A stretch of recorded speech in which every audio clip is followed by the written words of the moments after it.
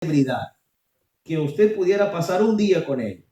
Usted puede, y tal vez hagamos esta dinámica aquí, ¿verdad? Si usted pudiera elegir una celebridad, piense en alguien importante del mundo, sea un astro de fútbol, de un deportista, un cantante. Si usted pudiera elegir un personaje de la historia, no importa si estaba muerto, si está vivo, ¿verdad? Y allí había varios nombres en este listado, nombres de líderes políticos, había nombres de periodistas famosos, artistas, personalidades reconocidas a nivel mundial, líderes religiosos, jugadores de fútbol, astros del béisbol, del básquetbol y astros del cine, y había un listado enorme.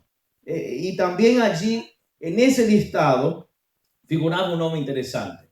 Allí en este listado estaba el nombre Jesús de Nazaret, que ellos también podían elegir pasar un día con Jesús. Interesante que de los más de 4,000 jóvenes que fueron encuestados en esta oportunidad, para la sorpresa de todos, incluso para los medios que realizaron dicha encuesta en las universidades, 87% de los jóvenes, de aquellos que habían contestado la encuesta, eligieron pasar un día, adivina con quién, con Jesús de Nazaret. Lo más interesante, que de estos 87% que dijeron que quería pasar un día con Jesús, 29% de ellos, es decir, 29% de aquellos 87 que eligieron pasar un día con Jesús, decían ser ateos o declaraban que no tenían ningún vínculo religioso.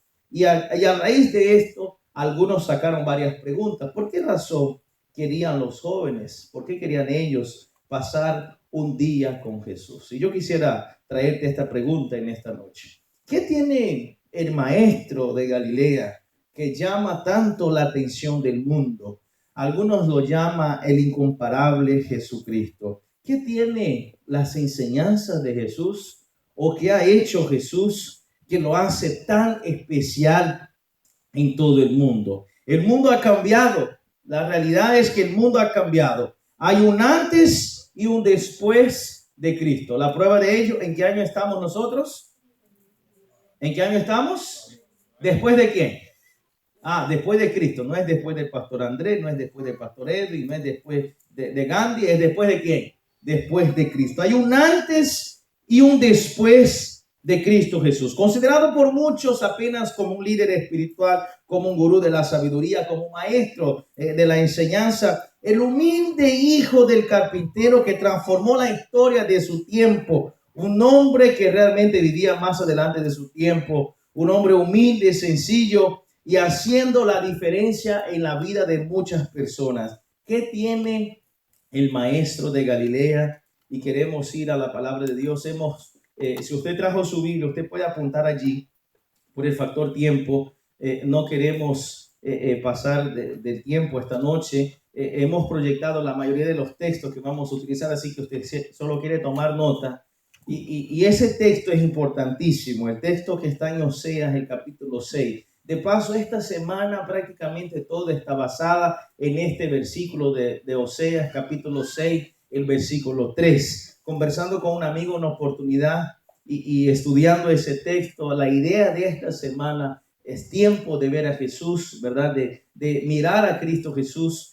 Nace de ese texto, esta es la base. ¿Y qué dice Oseas capítulo 6, el versículo 3? ¿Qué dice la palabra de Dios?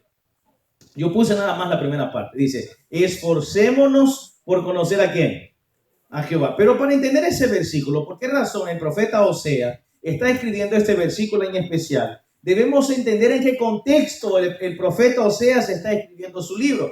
El profeta Oseas es un profeta para un periodo muy duro de la iglesia.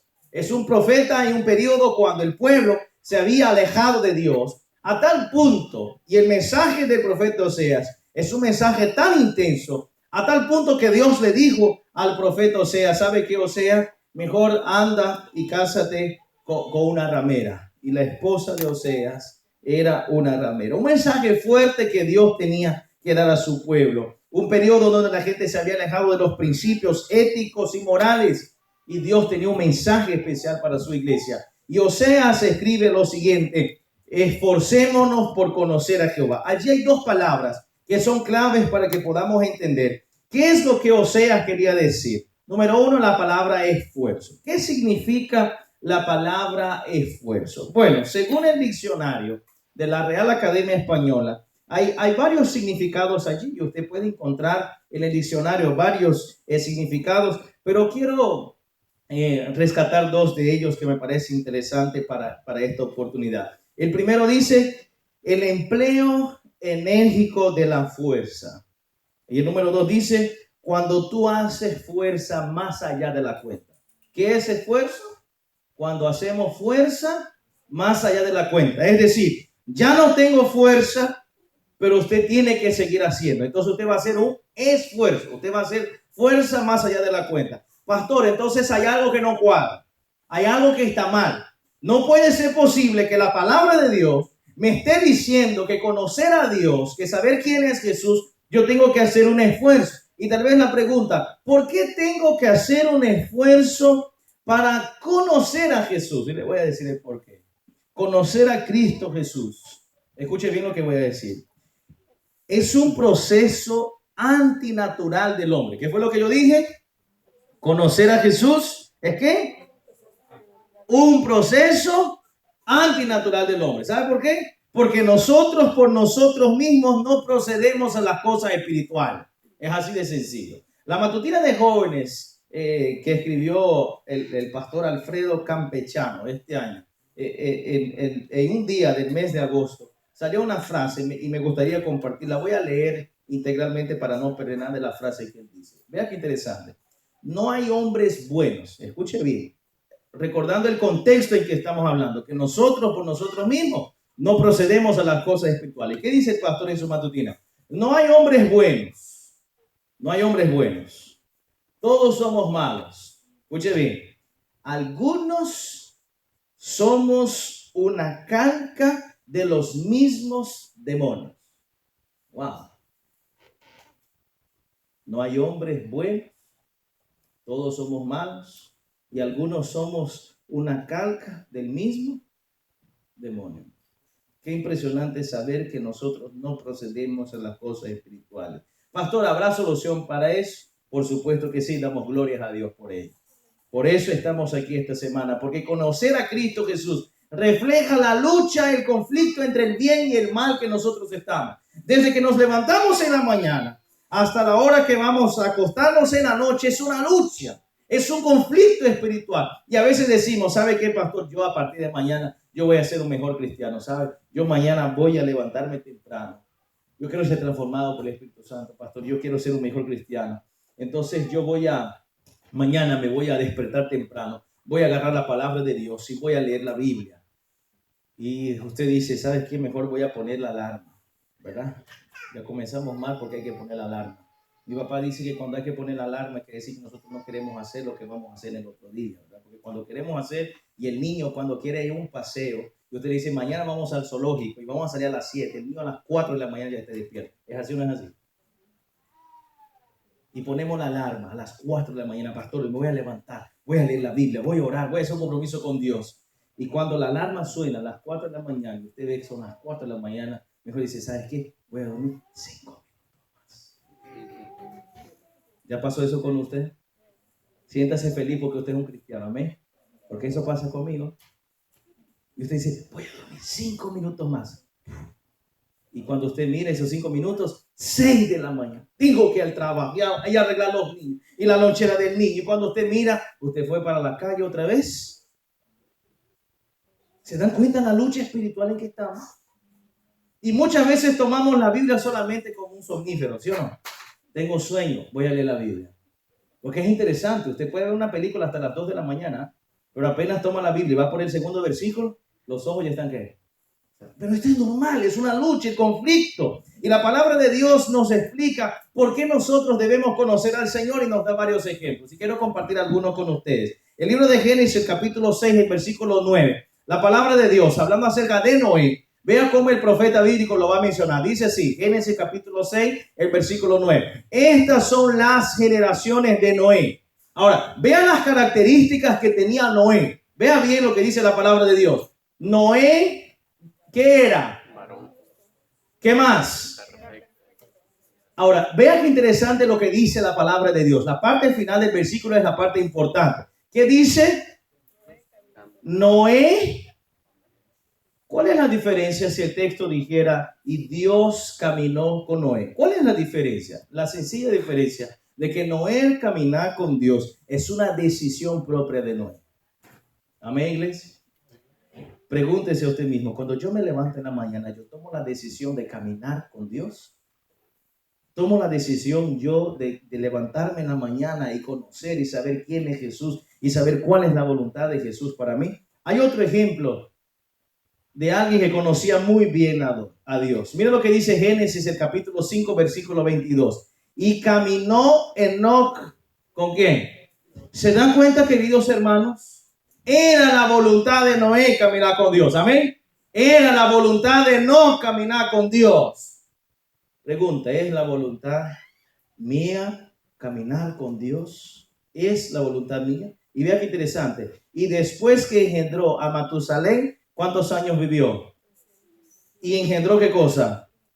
Hijos e hijas. ¿Qué otro ejemplo tenemos en las Sagradas Escrituras de alguien que tenía esa intimidad con Dios? Mira lo que va a decir Santiago, el capítulo 12, versículo 23. Dice, y se cumplió la escritura que dice, Abraham creyó ¿a quién? Y fue contado por justicia, y él tenía un título muy especial. Y yo quisiera tener ese título. ¿Cuántos quisieran tener ese título? Mira lo que dice la palabra de Dios. Y Abraham fue llamado ¿qué? Amigo de Dios. Amigo de Dios. La palabra del Señor nos va a decir en el libro de Jeremías, el capítulo 9, el versículo 23, y va a complementar todo este pensamiento, la importancia de saber quién es Jesús. Y quiero decirte algo muy importante. Pon atención a lo que te voy a decir esta tarde. Saber quién es Jesús es una cuestión de decisión. Amén. Usted decide. Y la palabra del Señor en Jeremías capítulo 9, el versículo 23 dice así. Así dijo Jehová, no se alabe el sabio ¿en qué? En su sabiduría. No se alabe el sabio en su sabiduría, ni en su valentía se alabe ¿qué cosa? Y ni el rico se alabe ¿en qué? En su riqueza. Ahora, ponga atención en lo que va a decir el versículo 24. Vean bien lo que va a decir. Y dice así, mas alábese en esto el que se hubiere de alabarse. En dos cosas muy importantes. ¿Qué es lo que dice la palabra de Dios? Entender y conocer. Usted tiene muchas cosas que hacer. Yo sé que usted tiene muchas cosas que hacer.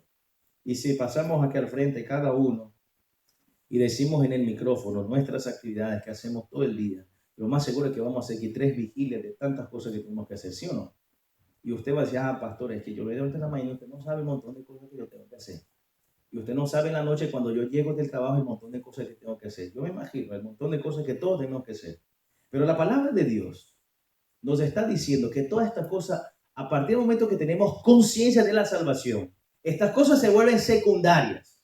¿Y por qué estas cosas se vuelven secundarias? Porque es lo principal, lo más importante que debemos ocupar nuestra vida y nuestra mente es entender y conocer quién es Jesús. ¿Podemos decir amén, iglesia? Esto es lo más importante, no es lo que la gente sabe de Jesús, es lo que yo sé de Jesús. Y quisiera preguntarte en esta mañana, perdón, en esta tarde, una pregunta muy sencilla. ¿Quién es Jesús para ti? No responda. ¿Quién es Jesús para ti? Si yo te diera ahorita y pidiera a algunos de los diáconos que nos entregaran papelitos en blanco para que usted pudiera dar una respuesta, ¿quién es Jesús para ti? ¿Qué cosas escribiría usted en este papelito? Lo más seguro es que aquí teníamos varias personas. Algunos tendrían mucha facilidad en escribir, no, Jesús es mi amigo, Jesús es mi salvador, Jesús me ama, Jesús perdonó mis pecados, Jesús salvó mi vida. Algunos tendríamos cierta facilidad para poder escribir quién es Jesús. Algunos tendrían que pensar un poquito más. Y lo más triste es que probablemente a algunos no se devolvería estos papelitos en blanco. ¿Será que realmente tenemos el pleno conocimiento de quién es Cristo Jesús? Y lo más interesante es que esta misma pregunta fue planteada por el Señor. Y el mismo Jesucristo preguntó a sus discípulos, ¿qué dicen los hombres acerca del Hijo del Hombre? ¿Qué dice la gente acerca de mí? A tal punto que algunas personas tomaron la decisión de escribir y poner en práctica esta dinámica y escribir ciertas cosas. Y cuando usted comienza a buscar informaciones acerca de Cristo Jesús. El Internet está lleno de informaciones. Y alguien escribió un poema y quiero compartir con ustedes, uno de los más bellos que he leído. Se llama El incomparable Jesucristo. Y dice así: hace más de 2000 años existió un hombre que nació contrario a las leyes naturales de la vida. Este hombre vivió en la pobreza y fue criado en la oscuridad. No viajó extensamente, solamente una vez, en una única oportunidad, cruzó la frontera del país en que vivía. Y eso fue cuando aún era niño, estuvo un tiempo exiliado. No poseía ni influencia ni dinero, sus familiares no eran prominentes, no venía de familia rica, carecía de todo entrenamiento, educación formal, la recibió a través de su madre. Durante su infancia, a pesar de todo esto, atemorizó a un rey. Durante su niñez, impresionó a los doctores y ya siendo un hombre, dominó la naturaleza, caminó sobre las olas de las aguas, como si hubiese el suelo y un silencio que hizo a través de los vientos y la mar. Sanó las multitudes sin ningún tipo de medicina. Nunca cobró ni siquiera un centavo por sus servicios. El incomparable Jesucristo. Nunca escribió un libro. Sin embargo, los libros que se han escrito sobre él podrían llenar cualquier biblioteca de este mundo. Nunca escribió una canción. Sin embargo, ha provisto temas para las canciones más que los que han producido todos los compositores del mundo. Nunca fundó una universidad, pero todas las universidades, escuelas y academias en el mundo no tienen más discípulos a su disposición que Cristo Jesús, el incomparable Jesucristo. Nunca caminó en una alfombra roja de la fama, pero sí caminaba sobre las aguas. Nunca dirigió un ejército o enlistó a un soldado siquiera, nunca disparó un arma de fuego. Sin embargo, ningún líder ha tenido más voluntarios bajo sus órdenes que haya hecho que tantos rebeldes entreguen sus armas y se rindan sin disparar un solo tiro. El incomparable Jesucristo nunca practicó formalmente la medicina, pero ha sanado un mayor número de corazones quebrantados y heridos que todos los doctores y los psiquiatras juntos. Y de hecho, sanar corazón herido es la especialidad de Cristo Jesús. Los nombres de los grandes estadistas de la historia ya han quedado relegados en el olvido, pero aunque el tiempo ha colocado más de 2000 años entre Jesucristo y nosotros, siempre vivirá en nuestras memorias y siempre estará presente. Y nadie, ni siquiera la muerte lo pudo detener, ni siquiera el sepulcro fue capaz de detener el incomparable Jesucristo. Y muchas de sus paradojas todavía quedan en nuestras mentes. Los últimos serán los primeros serán los últimos. En su nacimiento hubo luz al mediodía y en su muerte hubo tinieblas al mediodía. Está sobre el mayor pináculo de la gloria celestial, proclamado por Dios, reconocido por los ángeles, adorado por los santos y esperado por aquellos que lo han aceptado como su Salvador personal, el incomparable Jesucristo. Pregunta nuevamente, ¿seríamos capaces de describir qué significa Jesús para cada uno de nosotros? Y quiero decirle tres cosas muy importantes. Número uno, no es suficiente lo que los otros saben acerca de Cristo Jesús. No, número dos, cada ser humano, cada persona de los que estamos aquí, debemos de dar respuesta a la pregunta planteada por él mismo. La tenemos allí en Mateo capítulo 16, versículo 13. Y número 3, para saber quién es Jesús, debes conocer cada día la historia de este Jesucristo. Y esta pregunta Jesús le dijo a sus discípulos en Mateo capítulo 16, el versículo 13. La palabra de Dios dice así: viniendo Jesús a la región de Cesarea de Filipo, preguntó a sus discípulos diciendo: ¿quién dice los hombres que es el Hijo del Hombre? En otras palabras, Cristo Jesús ya en esta oportunidad daba por la mitad final de su ministerio. Ya Cristo Jesús ya había hecho milagros, ya Cristo Jesús había hecho bastantes cosas. Cristo Jesús se acerca a sus discípulos y le dice: mira, ¿qué es lo que la gente allá afuera está diciendo? ¿Qué estamos haciendo? ¿Qué es lo que las personas están diciendo? ¿Qué ellos están hablando de nosotros? Y es interesante porque un personaje, nuevamente, el que ya hablamos esta mañana, sale, que es Pedro, y dice: bueno, Señor, algunos dicen que tú eres Elías, algunos dicen que tú eres Juan el Bautista. ¿Qué están diciendo ellos? Pero en el versículo siguiente, Jesús cambia la pregunta. Bueno, eso es lo que están diciendo ellos. Y Jesús cambia la pregunta y dice, pero bueno, ¿y ustedes? Para ustedes, para ti, ¿quién es Jesús? Pregunta planteada por él mismo. Y la palabra de Dios nos va a dar 3 razones muy importantes por las cuales nosotros debemos conocer a Dios. Y quiero leer con ustedes en el libro de los Salmos, el Salmo de número 5. La primera razón por la cual debemos saber quién es Jesús. Saber quién es Jesús debe ser nuestra prioridad. ¿Qué es lo que yo dije? Saber quién es Jesús debe ser ¿qué? Nuestra prioridad. ¿Qué dice la palabra de Dios? Salmos del número 5, versículo 3 dice lo siguiente. Oh Jehová, ¿qué hora? De mañana, oirás mi voz. De mañana me presentaré delante de ti y estaré ¿qué? Esperando. Y cuando usted va al libro de Proverbios, el capítulo 8, el versículo 17, la palabra de Dios dice así: yo amo a los que me aman, y los que me hallan, temprano me buscan. Conocer a Jesús debe ser nuestra prioridad, nuestra primera acción del día. Cuando comience el día, cuando nosotros iniciamos nuestra jornada laboral, lo primero que nosotros debemos hacer, nuestra primera ocupación, es tomar el tiempo para saber quién es Jesús. Y es interesante porque el libro de Jeremías, el capítulo 15, el versículo 16, va a decir algo muy similar a lo que está diciendo el libro de los Salmos. Y dice lo siguiente: fueron halladas tus palabras. ¿Luego qué? ¿Luego qué dice el texto? Luego las comí. Jeremías fue el profeta en un periodo también muy difícil para la iglesia. El libro se había perdido. El libro sagrado ellos no se encontraban. No podía tener acceso a la Sagrada Escritura. Ellos no tenían la capacidad de leer la Biblia. Y el momento que ellos se encuentran con la Biblia, el momento que ellos se encuentran con la porción de la Biblia que existía para aquel entonces, la palabra de Dios dice que Jeremías, el deseo que él tenía era de comer la Sagrada Escritura. ¿Sabe cuando usted tiene mucha hambre y usted llega a la casa y usted sería capaz de comer cualquier cosa? Así deberían ser las ganas de leer la Biblia y tomar la palabra de Dios. Tenemos nosotros este deseo por tomar las Sagradas Escrituras, pasar tiempo con el Señor a través de la Biblia, de saber la historia de Cristo Jesús y saber qué es lo que el Señor Jesús me está diciendo, qué es lo que dice el mensaje de la salvación que está dentro del libro sagrado.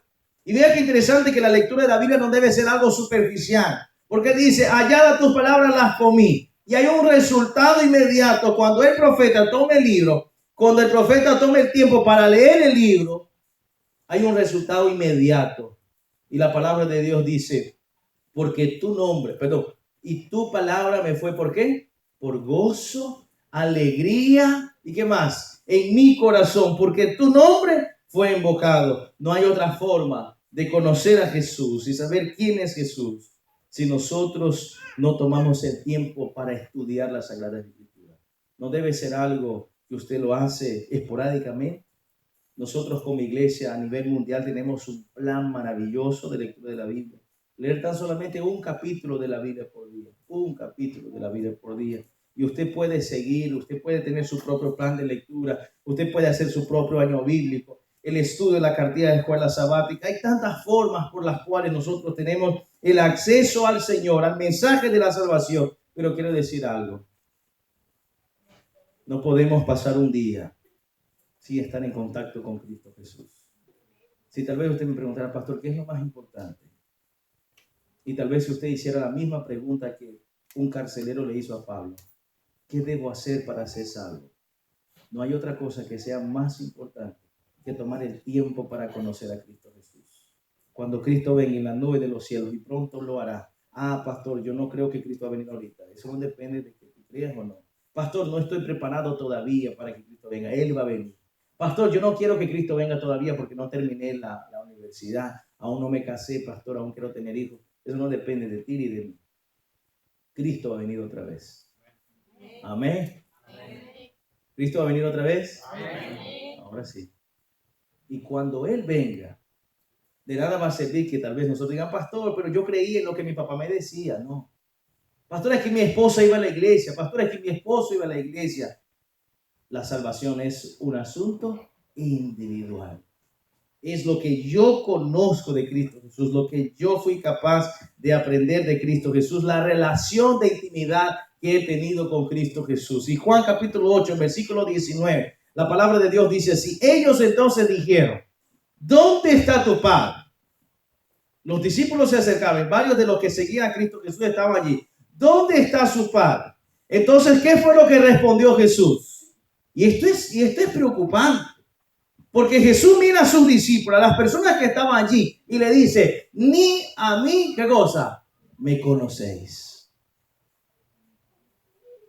Algunas personas piensan, algunas personas tienen el concepto, mejor diciendo, de que salvación o que Cristo Jesús va a venir aquí en la tierra, cuando Él venga, a cambiar nuestra mentalidad, a cambiar nuestro corazón, a cambiar mi vida. Este es un proceso que debe suceder antes de la segunda venida de Cristo. Y déjame decirle, si nosotros no tenemos una relación, escuche bien lo que voy a decir. Usted puede olvidar todo lo que yo dije, pero abra bien los oídos, escuche bien lo que voy a decir. Si nosotros no tenemos una relación de intimidad con el Señor Jesucristo aquí en la tierra, escuche bien lo que voy a decir. Si nosotros no somos amigos de Jesús aquí en la tierra, nosotros no tenemos nada que hacer en el cielo. ¿Qué dije? Si nosotros no tenemos una intimidad con Jesús aquí en la tierra, usted no tiene nada que hacer en el cielo. Pregunto, ¿usted llevaría un desconocido a su casa? ¿Usted llevaría un desconocido a su casa? ¿Cuántos llevaría un desconocido? Usted nunca lo vio. ¿Usted llevaría a su casa para pasar una noche contigo ahí? Usted no sabe de dónde vino. Un día yo estaba sin vehículo, mi carro estaba en el taller. Me tocó visitar unas iglesias en transporte público. Yo estaba, ya era como a las 7 de la noche, ya estaba bien oscuro. Yo estaba en la parada del bus esperando el transporte y se me acercó un joven, aproximadamente 17 años, tal vez un poquito más, y dijo, mira, regálame un quetzal, regálame una ficha, me dice. Y me dijo, no tengo nada. No paga, regálame algo que sea. No, es que no tengo nada. Y me mire y me dice algo, ¿sabes qué? ¿No me puedes llevar para dormir en su casa esa noche? Yo, perdón. Sí, prometo que no lo voy a molestar. Yo voy a estar tranquilito. Dame una habitación. Yo solo quiero pasar esta noche. Yo no tengo dónde dormir. Deje de dormir solo. Póngame en la sala si quiere. Yo prometo, mañana a las 6 de la mañana yo me levanto, agarro mi cosita y me voy. Yo no sé usted, pero yo no lo llevé a mi casa. Usted sí lo llevaría. Ay, pastor, pero fuiste mal. ¿Y si fuera Cristo Jesús? Entonces le di una opción. Si quieres te consigo un lugar donde usted pueda pasar esta noche. Y se perdió y se fue. Lo mismo pasa con la salvación. Cristo Jesús nos va a llevar desconocidos al cielo. Si nosotros no tenemos una relación de conocimiento de Cristo Jesús aquí en la tierra, no tenemos nada que hacer en el reino de los cielos. Entonces, conocer a Jesús y saber quién es Jesús no es solamente un capricho del pastor que vino a decir que tengo que conocer a Jesús, sino que es un asunto de salvación. Pregunto, ¿cuántos quieren ir al cielo? Levanten la mano, déjame ver, hacer una estadística aquí. Déjalo ahí que voy a contar. Levanten la mano los que quieren ir al cielo ahorita. Levanten la mano. Ok, 63. Baje la mano. Ahora levante la mano al que quiere ir al infierno. Levante la mano. Bueno, hay que preguntar, ¿verdad? Cuando hay dos opciones hay que preguntar las dos. La primera opción es ir al cielo, amén. La segunda opción es ir al infierno. Por eso pregunto, ¿nadie quiere ir al infierno? Ok. Si todos los que estamos aquí queremos ir al cielo, entonces debemos conocer a Jesús. Entonces ya no es una opción. No es, ¿será que puedo no conocer a Jesús y cuando Él venga yo voy al cielo? No, señores. Debemos entablar una relación de amistad con el Señor a tal punto que usted se levante en la mañana. No sé si usted lo hace. Cuando usted se levanta en la mañana y dice, Señor, yo quiero poner esa corbata. Me veo bien con esa corbata. Jesús te dice, Jesús, esta semana estoy pensando en conseguir una novia. ¿No? ¿Cuántos están solteros? Levanten la mano, quiero ver los solteros. Aprovecha esta oportunidad, es muy buena oportunidad en la iglesia. Cuando dice para los solteros levantarse la mano, hay que pescar y aproveche. No hay soltero. A ver, los solteros levanten la mano. Ay, Dios, pastor, ¿en qué casa es soltero? Pregúntese, Señor, yo necesito una novia. Señor, yo quiero casar. Señor, necesito un trabajo. Usted se levanta en la mañana y dice, Señor, ¿será que debo ir por este camino? Es Jesús tu compañía todos los momentos de su vida. Es Jesús tu amigo. Y cuando dice, Señor, estoy contento, donde usted cuenta a Jesús sus penas. Y cuando hablo de una relación de conocimiento con el Señor, no es algo aburrido, sino es una relación. ¿Se dan cuenta que a veces nuestras oraciones son muy aburridas? Hago una prueba, le voy a lanzar un desafío. Cuando usted llegue a la casa hoy, antes de dormir, usted va a orar. Amén. Pero usted no va a pedir, escuche bien lo que estoy diciendo. ¿Ah? Usted no va a pedir y usted no va a agradecer. Y usted se va a dar cuenta que a los 10 segundos usted ya no tiene palabras que decir. Y si usted hace un recuento de su vida, ¿qué son nuestras oraciones? Pedir y agradecer. Estas son nuestras oraciones en su mayoría. ¿Sí o no? Señor, por favor, necesito un trabajo. Señor, yo necesito algo. Yo necesito esto. Señor, te agradezco por eso. Te agradezco por el otro. Pregunta, si nuestras relaciones de amistad fuera única y exclusivamente pedir y agradecer, ¿cuánto tiempo duraría nuestras amistades? ¿Un día? Porque este solo sabe pedir, agradecer y agradecer. Pero hay alguien que dijo lo siguiente: orar es abrir el corazón a Dios como a un amigo. Pregunta, ¿acaso a tu amigo usted solo le pide y agradece? Oye, préstame tu carro. Oye, préstame $10. Oye, préstame esto, préstame el otro. Oye, te agradezco porque me prestaste el otro. Te agradezco por esto. ¿Acaso esta es la conversación que usted tiene? O usted llega a su amigo y le dice, perdí un trabajo, ¿sabe? Y comienza a llorar y le dice, oye, esta es nuestra relación a tal punto que usted puede conversar con Cristo Jesús. Invitar a Cristo Jesús a ser parte de su día. Y usted duerme en la noche hablando con Cristo Jesús. Y usted se levanta en la mañana con el corazón alegre. Porque conocer a Cristo Jesús, y el mismo San Juan, el capítulo 17, nos va a decir, confirmando que conocer a Cristo Jesús es un asunto de salvación. Porque Juan 17, el capítulo 17, el versículo 3, la palabra de Dios dice así, y esta es qué cosa. Y vean que eso no es palabra mía. ¿Cuántos creemos en la Biblia? Esa es la Biblia que lo está diciendo. Amén. ¿Qué dice? Y esta es la vida eterna. ¿Y cuál es la vida eterna? ¿En dónde radica la vida eterna? Hablamos mucho que la vida eterna y al cielo, un montón de cosas. Pero San Juan 17:3 nos está diciendo que la vida eterna se resume en conocer. ¿A quién? A Dios. Y dice más. Y a Jesucristo. ¿A quién? Has enviado. Así que conocer a Cristo Jesús no es opcional, no es hacer. Yo conozco a Cristo Jesús mañana o cuando yo me jubile, cuando yo tenga más tiempo, cuando ya no esté trabajando en los sábados, cuando yo no tenga más inconvenientes, entonces voy a tomar el tiempo para conocer a Cristo. No, Señor. Ahora es el momento que nosotros debemos tomar el tiempo para conocer a Cristo Jesús. Y 2 Corintios, el capítulo 6, no está allí, pero 2 Corintios, el capítulo 6, el versículo 2 dice así: hoy es el día de la salvación. ¿Cuándo?